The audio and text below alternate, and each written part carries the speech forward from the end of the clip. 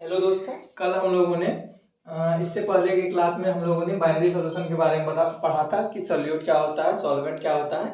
आज हम लोग पढ़ेंगे कि उससे पहले कल हम लोगों ने जो सॉल्यूट और सॉल्वेंट के बारे में जाना था उसमें कुछ नोट है, उसको मैं बताना चाहूँगा कि देखिए, solution and solvent has same phase. मतलब मेरे कहने का क्या मतलब है कि solution and solvent has same phase. आप मेरी बातों को समझिए कि मैं इसमें क्या कहना चाह रहा हूं कि सॉल्यूशन और सॉल्वेंट जो है सेम फेज में कैसे रहता है। जैसे देखिए, मेरे एक हाथ में क्या है, पानी है और ये लिक्विड स्टेट में है, और ये क्या है, और ये शुगर हो गया, ये क्या है, सॉलिड स्टेट में है।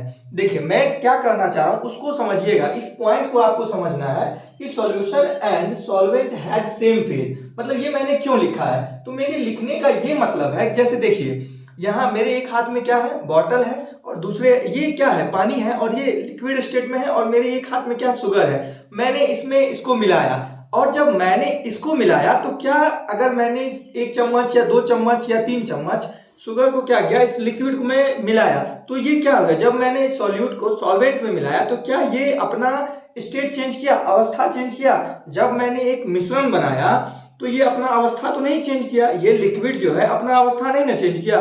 मैं आपको वही बताना चाह रहा हूं कि जब सॉल्यूट को हम किसी भी सॉल्यूशन या सॉल्वेंट में मिलाते हैं तो वो क्या होता है, अपना अवस्था को चेंज नहीं करता है, इसीलिए मैंने लिखा है। और ये क्या हो गया, मतलब इसीलिए मैंने यहाँ क्या लिखा है कि solution and solvent have same phase. मतलब वो सेम ही फेज में रहेंगे। क्यों, अगर ये अपना अवस्था चेंज करता, अगर ये चेंज हो जाता, अगर ये जो मिश्रण है मेरा चेंज हो जाता, तो ये क्या हो जाता, तब हम यहाँ सेम फेज नहीं लिखते, क्योंकि हम जो सॉल्यूट लिए हैं वो सॉल्वेंट में मिलाए हैं, और सॉल्वेंट में मिलाए हैं तो सॉल्वेंट मेरा क्या हुआ, अपना जो स्टेट है उसको तो नहीं चेंज किया। मेरे कहने का प्रयास यह है दोस्त कि ये अपना जो सॉल्वेंट जो है अपना स्टेट चेंज नहीं किया, जिसके कारण हम क्या लिखे हैं, सॉल्वेंट और सॉल्यूशन सेम फेज मैंने आपको बताने का प्रयास किया है। अब अगला देखिए, अब क्या लिखा है, in aqua solution water is always treated as solvent. मतलब जहां जहां एक्वा सॉल्यूशन होगा वहां वहां क्या होगा, आपका वाटर होगा ही होगा। मैं ये इस पॉइंट का मतलब है, दूसरे पॉइंट का क्या मतलब है, in aqua solution water is always treated as solvent. मतलब मेरी कहने का ये मतलब है दोस्त कि जहां जहां अगर एक्वा सॉल्यूशन है, अगर कहीं भी एक्वा सॉल्यूशन होगा तो वहां पे सॉल्वेंट क्या होगा, मेरा वाटर ही होगा। चलिए, ये मैंने आपको ये दोनों पॉइंट का मतलब समझा दिया। अब आता है कि कंसंट्रेशन ऑफ सॉल्यूशन, कि कंसंट्रेशन ऑफ सॉल्यूशन क्या होता है। तो कंसंट्रेशन ऑफ सॉल्यूशन को समझने के लिए मैं आपको बताना चाहूंगा कि जैसे देखिए, मैंने एक पानी का बोतल लिया और इसमें एक गिलास या 1 चम्मच चीनी मिलाया और इसको पिया। पीने के बाद मुझे वो इतना ज्यादा मीठा नहीं लगा जितना मुझे लगना चाहिए था। इसके बाद फिर क्या किया, मैंने फिर 1 चम्मच चीनी लिया और फिर इसको मिलाया, फिर मैं पिया, फिर मुझको उतना मीठा नहीं लगा। फिर मैंने 1 चम्मच चीनी लिया, फिर इसमें मिलाया, फिर भी मुझे वो उतना ज्यादा मीठा नहीं लगा। मतलब मेरी बार बार चीनी मिलाने के दौरान ये क्या हो गया, मेरा जो सॉल्वेंट है वो क्या हो जाएगा, मेरा जो सॉल्वेंट है वो क्या हो जाएगा, गाढ़ा हो जाएगा। मतलब इसका मतलब ये है, कंसंट्रेशन ऑफ सॉल्यूशन का मतलब ही होता है घोल का गाढ़ापन। मतलब इसका मतलब क्या होता है कि घोल का कोई भी जो घोल है उसका गाढ़ापन। मेरे इसके कहने का क्या मतलब है, कंसंट्रेशन ऑफ सॉल्यूशन का क्या मतलब है, घोल का गाढ़ापन। मैं आपको यही बताने का प्रयास कर रहा हूं कि देखिए क्या लिखा हुआ है, amount of solute present in fixed amount of solvent, amount of solute present in fixed amount of solvent और solution is called concentration of solution.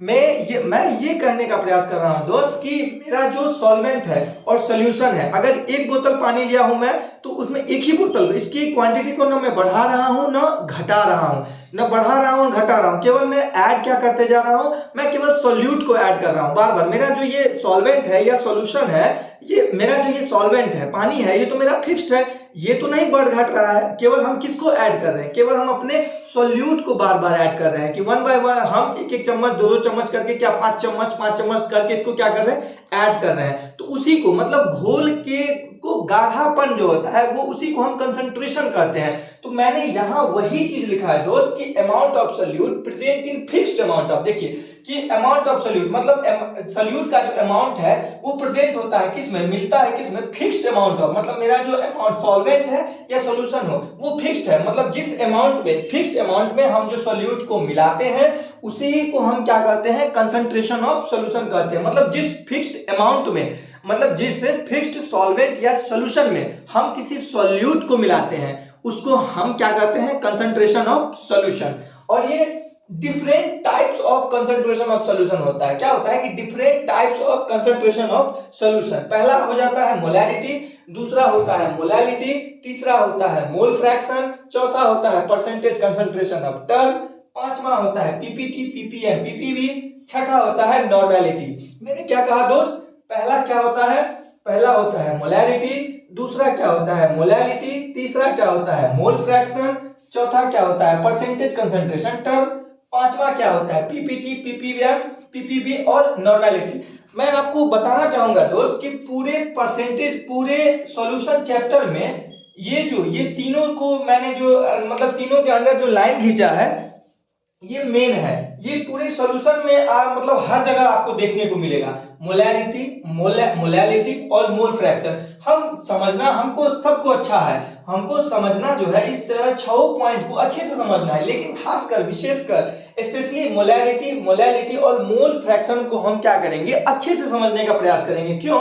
क्योंकि पूरे सॉल्यूशन चैप्टर में जो है, जब मतलब चैप्टर के एंड तक ये तीनों आपको देखने को मिलेगा।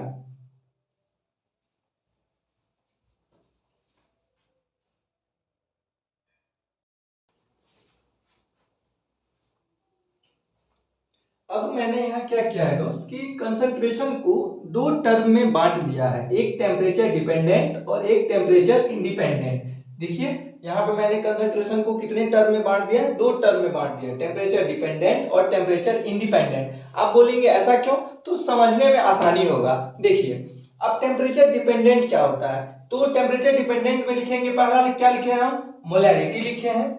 दूसरा क्या लिखे हैं, देखिए टेम्परेचर, अगर हम टेम्परेचर डिपेंडेंट का बात करें तो जिसपे टेम्परेचर का प्रभाव पड़ेगा, तो उसमें सबसे पहले क्या लिखे हैं हम, मोलैरिटी लिखे हैं। दूसरे में क्या लिखे हैं, नॉर्मेलिटी लिखे हैं।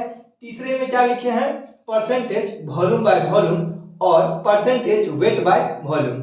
इसके बाद चौथा क्या है, PPT, V by V, PPM, V by V मतलब वॉल्यूम बाय वॉल्यूम। इसके बाद और पीपीबी, वॉल्यूम बाय वॉल्यूम। पांचवा क्या है, पीपीटी, वेट बाय वॉल्यूम और पीपीएम, वेट बाय वॉल्यूम और पीपीबी, वेट बाय वॉल्यूम। अब आप बोलिएगा कि ये पीपीटी क्या है, पीपीएम क्या है, तो पीपीटी का मतलब होता है पार्ट पर थाउजेंड, पार्ट पर थाउजेंड, पार्ट पर मिलियन और पार्ट पर बिलियन। इसको आगे जब ये टॉपिक आएगा तब इसमें समझाया जाएगा। अब देखिए अब टेम्परेचर इंडिपेंडेंट में क्या सब आता है, तो टेम्परेचर इंडिपेंडेंट में सबसे पहला क्या है, मोलैलिटी है। दूसरा क्या है, मोल फ्रैक्शन है। तीसरा क्या है, परसेंटेज डब्ल्यू बाय डब्ल्यू मतलब वेट बाय वेट और परसेंटेज वॉल्यूम बाय वेट। इसके बाद चौथा क्या आता है, PPT, weight by weight, ppm, weight by weight, PPB, weight by weight और पीपीटी, वॉल्यूम बाय वेट और पीपीएम, वॉल्यूम बाय वेट और पीपीबी, वॉल्यूम बाय वेट। अब एक बात आप लोग ध्यान से मतलब इसको याद रखिएगा कि जहां कहीं भी अगर हमको वॉल्यूम टर्म देखने को मिलेगा, वॉल्यूम टर्म अगर जहां कहीं भी अगर हमको वॉल्यूम टर्म जो देखने को मिलेगा उस पे क्या होगा, टेम्परेचर का प्रभाव पड़ेगा। ये बात हमेशा हमको याद रखना है कि जहां कहीं भी अगर हमको वॉल्यूम देखने को मिलेगा तो वो क्या होगा, टेम्परेचर पे उसका क्या होगा, टेम्परेचर पर मतलब उस पे क्या है, टेम्परेचर का प्रभाव पड़ेगा, टेम्परेचर का इफेक्ट पड़ेगा। तो आपने पूछा कि ऐसा मैंने क्यों लिखा है, क्योंकि बहुत सारे एग्जामों में चाहे वो जेई हो या नीट हो या हमारा स्टेट बोर्ड का एग्जाम हो, उसमें ये ऑब्जेक्टिव टाइप में ऐसा क्वेश्चन पूछ देता है कि बताइए इनमें से निम्नलिखित में से किस पे टेम्परेचर का प्रभाव पड़ेगा या कौन इनमें से टेम्परेचर डिपेंडेंट है। तो ऑप्शन रहेगा, आप ये अगर ऐसा लिखा रहेगा तो आपको क्या होगा, इसको मतलब अगर आपको याद रहेगा कि कौन सा टर्म टेम्परेचर डिपेंडेंट है और कौन सा टर्म टेम्परेचर इंडिपेंडेंट है, तो आपको आंसर करने में आसानी होगा।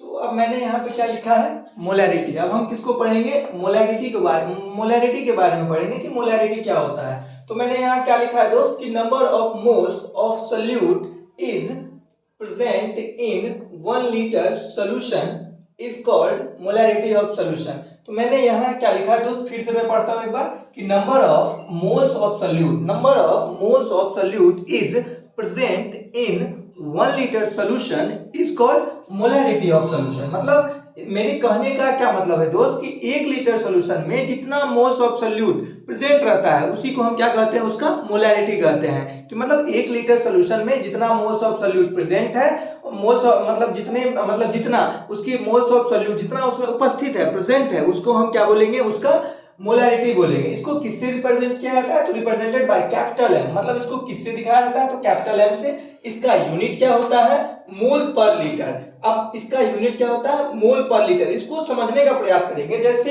1 मोल पर लीटर, अगर 1 मोल पर लीटर लिखा हुआ है, इसका मतलब क्या हुआ कि 1 मोल जो है 1 लीटर, मतलब 1 लीटर सोल्यूशन में कितना मोल है, 1 मोल। और इसका अगर हमको पूछेगा मोलैरिटी तो कितना हो जाएगा, एक कैपिटल एम। अगर लिखा 2 मोल पर लीटर, इसका मतलब क्या हुआ कि 2 मोल प्रेजेंट है 1 लीटर सोल्यूशन में। अगर 1 लीटर में कितना मोल प्रेजेंट है, कितना मोल प्रेजेंट है, 2 मोल। तो ये इसका अगर मोलैरिटी कितना हो जाएगा, 2m हो जाएगा। अगर यहाँ लिखा है 3 मोल्स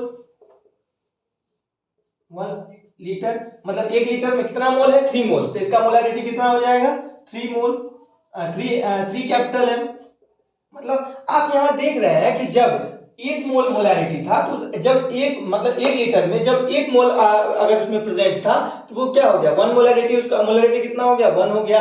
जब 2 मोल हुआ तो उसका मोलैरिटी कितना हो गया, 2 मोल हो गया। इसके बाद जब 3 मोल्स हुआ तो इसका मोलैरिटी कितना हो गया, इसका मोलैरिटी कितना हो गया, 3m कैपिटल एम हो गया। अगर हमसे कोई पूछ दिया यहाँ पे, जैसे हमको कोई पूछ दिया कि बताइए 10m है, इसका मतलब क्या हुआ, तो हम बोलेंगे कि 10 मोल्स प्रेजेंट इन 1 लीटर। इसका मतलब क्या हुआ, अगर हमको कोई 10 कैपिटल एम लिख दिया, बोला बताइए इसका मतलब क्या हुआ, तो हम उसको क्या बताएंगे कि 10 मोल, जो 10 मोल है सोल्यूट है, वो कितने प्रेजेंट है, 1 लीटर सोल्यूशन में। मतलब 1 लीटर में 10 मोल सोल्यूट। यहाँ भी 1 मोल सोल्यूट कितने में प्रेजेंट है, 1 लीटर में, तो उसका मोलैरिटी कितना हो गया, 1 कैपिटल एम। अब हो गया 2 मोल सोल्यूट प्रेजेंट है कितने में, 1 लीटर में, तो उसका मोलैरिटी कितना हो गया, 2 कैपिटल एम।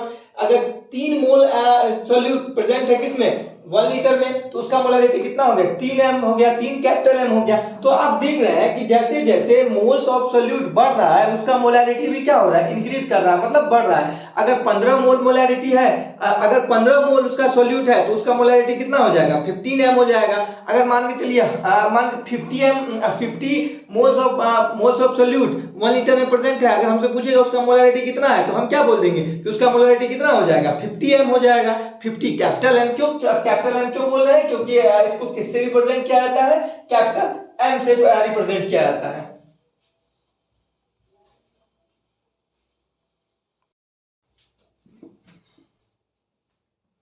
तो अभी हमने मोलैरिटी के बारे में जाना। अब उसके फॉर्मूला को जानेंगे कि फॉर्मूला फॉर मोलैरिटी क्या होता है। कि मोलैरिटी का फॉर्मूला हम डिराइव करेंगे कि मोलैरिटी का फॉर्मूला क्या होता है, उसको कैसे निकालते हैं। तो सबसे पहले मैंने क्या लिखा है कि we consider a solution containing a small w gram of solute having molecular weight m dash gram in VML solution. मैंने क्या लिखा है दोस्त कि we consider a solution containing a small w gram of solute having molecular weight m dash gram in VML solution। मैं क्या करना चाहता हूं कि मैंने एक VML का क्या लिया, सॉल्यूशन लिया, जिसका अगर हमको सॉल्यूट कितना है, स्मॉल w ग्राम है, जिसका मोलिकुलर वेट कितना है, m डैश ग्राम, मतलब m के ऊपर एक घंटा है, m डैश ग्राम है, और किस में, VML सॉल्यूशन में। मैंने आपको क्या बताया दोस्त कि मैंने एक कोई सॉल्यूशन लिया है, कंसीडर किया है, जिसमें सॉल्यूट कितना है, स्मॉल w ग्राम है, और उसका मोलिकुलर वेट कितना है,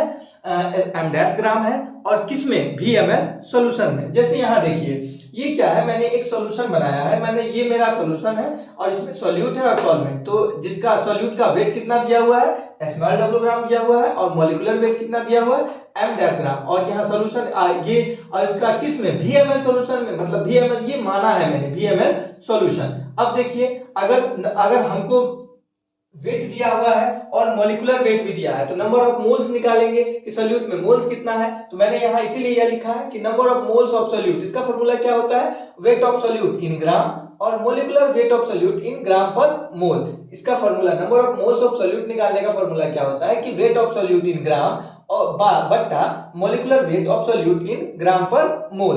तो number of moles of solute मैंने यहां लिखा, तो number of moles of solute, weight of solute in gram कितना माना है मैंने, स्मॉल w माना है इसको, स्मॉल w ग्राम। अब इसके बाद इसका मोलिकुलर वेट ऑफ सोल्यूट कितना दिया हुआ है, तो मोलिकुलर वेट ऑफ सोल्यूट कितना दिया, m डैश ग्राम, तो m dash gram by mole. अब number of moles of solute कितना है, small w m dash mole, क्या आ गया, small w by m dash mole. अगर हमसे पूछ देगा ये जो number of small w by m dash mole जो है किसमें प्रेजेंट है, वो VML सॉल्यूशन में ही प्रेजेंट है ना दोस्त। मतलब मेरे कहने का मतलब है ये जो नंबर ऑफ मोल्स आया है मेरा, ये तो मैंने माना था कि VML सॉल्यूशन, तो ये प्रेजेंट भी किसमें है, ये किसमें उपस्थित है कि VML सॉल्यूशन में ही उपस्थित है। जैसे देखिए हम समझने का प्रयास करेंगे कि since VML solution containing small w by m dash moles of solute, मतलब VML solution में कितना moles of solute प्रेजेंट है, तो small w by m dash moles of solute present है। ये तो VML solution में, तो अब हम निकालेंगे 1 मिलीलीटर solution में कितना प्रेजेंट है, तो 1 millilitre solution containing w small w by m dash into 1 by VML solution, VML moles of solute. मतलब अगर ये VML सॉल्यूशन में अगर small w by m dash moles of solute present है, तो 1 मिलीलीटर में कितना होगा, तो 1 मिलीलीटर सॉल्यूशन में कितना है, w small w by m dash into 1 by VML moles of solute 1 millilitre में प्रेजेंट है। तो आपको मैंने बताया है कि इसका यूनिट क्या होता है, मोल्स पर लीटर। तो मोल्स लीटर, 1 लीटर बराबर कितना मिलीलीटर, 1000 मिलीलीटर होता है। तो यहां हम निकालेंगे 1000 का, तो अगर हम यहां क्या निकालेंगे मेरे दोस्त, अगर हम यहां निकालना चाहेंगे तो अगर हम क्या निकालेंगे, यहां 1000 के बारे में निकालेंगे।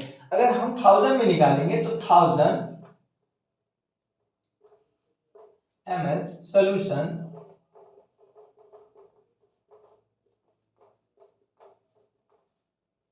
containing, यहां लिख देता हूं, containing small w by m dash into 1000 by VML moles of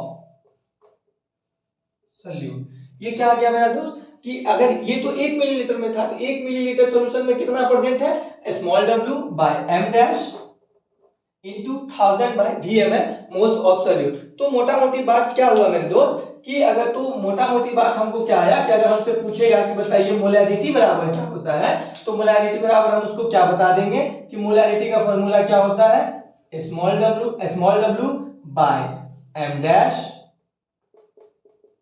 into m dash gram बोलेंगे इसमें, small w m dash gram 1000 by VML। अब सॉल्यूशन इन मिलीलीटर। तो यही है कि अगर हमसे कोई पूछेगा बताइए कि मोलैरिटी का फॉर्मूला क्या होता है, तो हम उसको क्या बताएंगे कि मोलैरिटी बराबर होता है स्मॉल w गुने 1000 बट्टा m डैश ग्राम इनटू VML। अगर हमसे कोई पूछेगा कि बताइए कि मोलैरिटी बराबर क्या होता है या मोलैरिटी का फॉर्मूला क्या होता है, तो हम उसको क्या बताएंगे, स्मॉल w गुने स्मॉल w लेंगे उसमें स्मॉल w गुने 1000 बट्टा m डैश ग्राम इनटू VML, मतलब वॉल्यूम किस में, मिलीलीटर में। अब यहाँ वेयर m बराबर क्या हो गया, मोलैरिटी हो गया, स्मॉल w बराबर क्या हो गया, वेट ऑफ सोल्यूट इन ग्राम हो गया। इसके बाद m डैश बराबर क्या हुआ, मोलिकुलर वेट ऑफ सोल्यूट इन किस में, ग्राम में। इसके बाद वॉल्यूम क्या आ गया, वॉल्यूम ऑफ सॉल्यूशन इन किस में, मिलीलीटर में होना चाहिए।